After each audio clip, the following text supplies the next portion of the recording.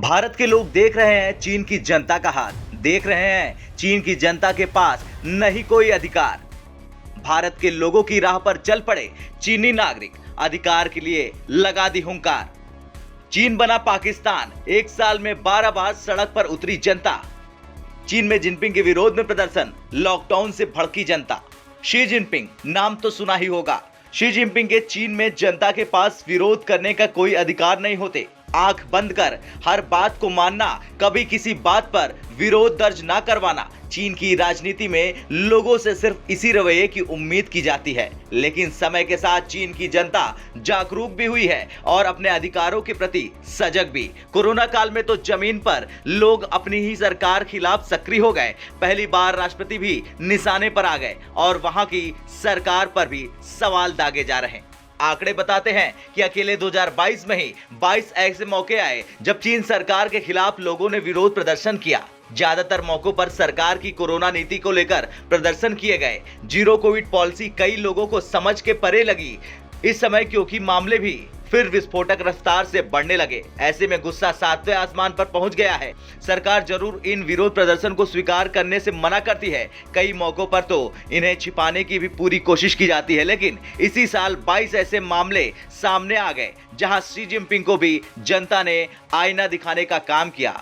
चीन के सहने में कई लोगों ने सड़क पर उतरकर सरकार की कोरोना नीति का विरोध किया था। चीन में क्योंकि सख्त लॉकडाउन लगा रहा, इस वजह से लोग काम करने के लिए बीजिंग में एंट्री नहीं ले पा रहे थे। गुस्सा इतना ज्यादा था कि सड़क पर प्रदर्शनकारियों की पुलिस से झड़प भी हो गई थी। बाद में सरकार को ही नियमों में छूट देनी पड़ी।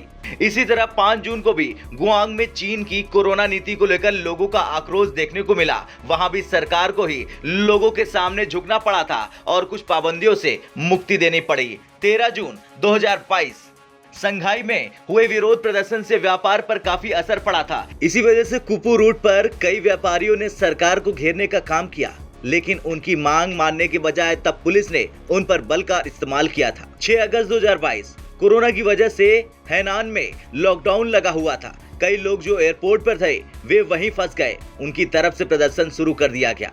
यूनान शी शुआंग बांगना एयरपोर्ट पर एक ऐसी स्थिति पैदा हो गई कि जहां पर यात्रियों को फ्लाइट में चढ़ने का मौका ही नहीं मिला।